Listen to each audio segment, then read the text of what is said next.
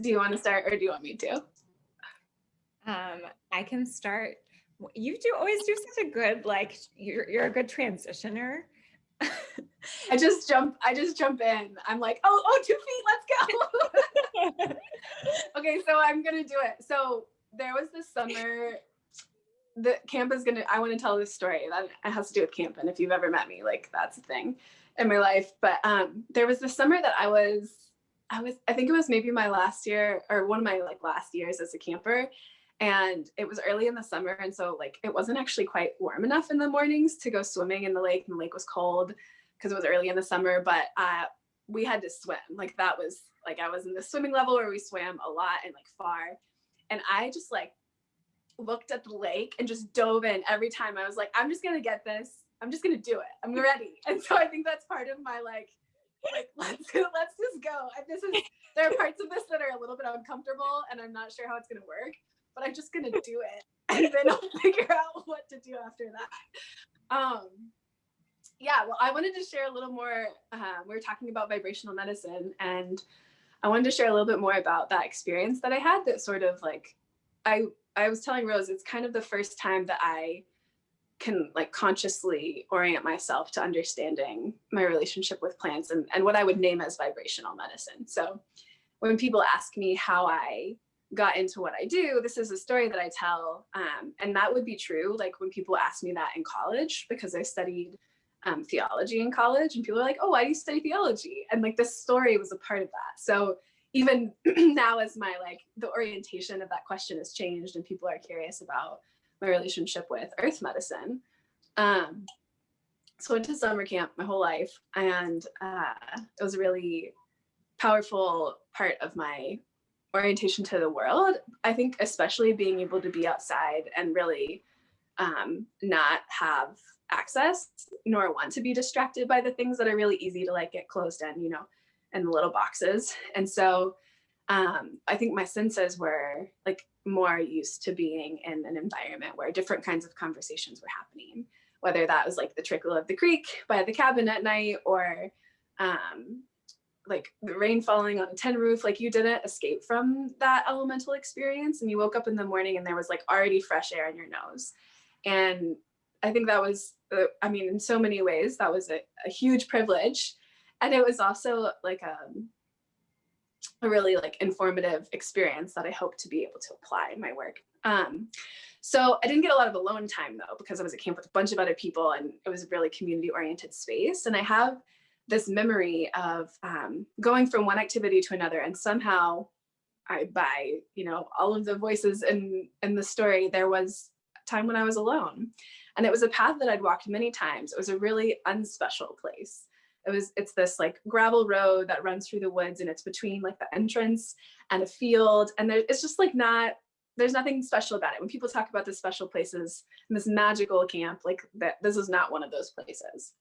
And I'm walking through, and it's probably like the very beginning of June. And to me, when I think of like the green of summer, particularly around here, like that is the time when I experience the most vibrant, because it's that shade of green that just like lights up my soul and reminds me that I do like this like living summery vibe.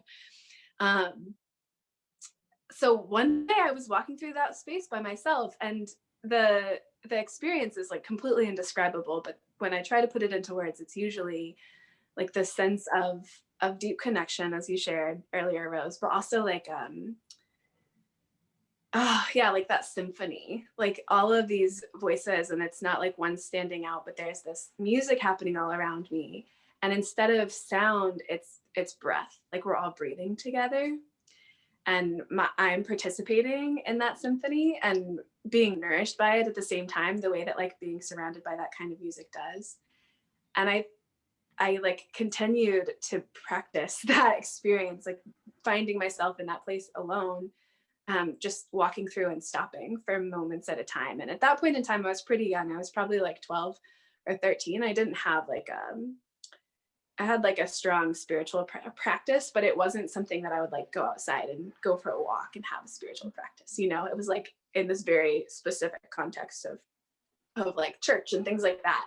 And so that was like an expansive moment for me to start to like really connect with those voices that informed my truth, like what I feel like is medicine and what I understand to be like spirit and even just wonder, like the things that are beyond my knowing are all informed by that symphony of breath that just like I can go there in my body. And when I think when we're like getting to know plants as medicine and like looking for that vibrational connection, that's one of the like questions that I'll ask is, you know, has there ever been an experience that like helped you feel connected or that you would relate to as like a profound connection with nature? And it doesn't have to be like something really poetic. Like nobody else would have ever known that was an interesting, I was walking through the woods, you know, and on a gravel road, like it's not even like this pristine environment, but it was really powerful to me. So that's like the initiation of my like being aware that there was a conversation happening, and I wanted to start to understand how to like put that into language and translate it into like my own healing experiences, I think. I love you. Is that part of the video? Is that okay? I love the whole Earth symphony that you described, and using the word unspecial to describe the place where it happened, which is clearly is so special. And yet I think it's really powerful to hear, because I think we often think of healing and even plant medicine is happening in this space that's maybe unattainable for a lot of us a lot of the time, this pristine place. And just to know that it's alive in all of these places where we are, maybe in our more quotidian lives, and it's that attention, that awe, that really connects us to that vibrational medicine. I just love that. So thank you for sharing your story. Yeah, for listening and like helping me put it into words. I don't know if hopefully this will make it onto the video. So I learned the word quotidian from Rose. I don't know if we've talked about this yet, but you continued to use it like in meetings that we were having last year. And I was like, I wonder what that means. It's a great word. And but as you were talking, before you even said it, I was thinking about one of my other favorite places to meet medicine is on the sidewalk, like in an urban environment, because there are these plants that are so resilient, and they just come out of the sidewalk, you know, they like rise up in wire fences. It's so beautiful and powerful. And that I think gets brushed over, you know, like we neglect those, or they become weeds. Like there's a ton of burdock in this lot across the street that just like looks overgrown, and people just like push it aside as they walk by, you know, and in our minds. And then myself included, definitely. And then every once in a while, there's like this little, you know, extension, this little like that like calls you back in and invites you to pay attention.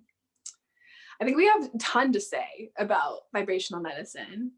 And we want to do some more videos that are like Q&A. And so if you have thoughts, then stay tuned for like when you can find us live, or you can share your questions with us and we will bring those into some of our conversations, because that would be really fun.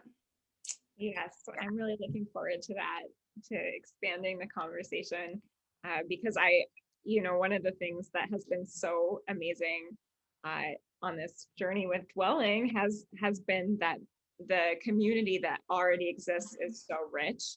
And even though I feel like it's small, in a lot of ways that really serves that relationship-based connection that we're building. So yeah, really excited to be talking with Graham and others soon.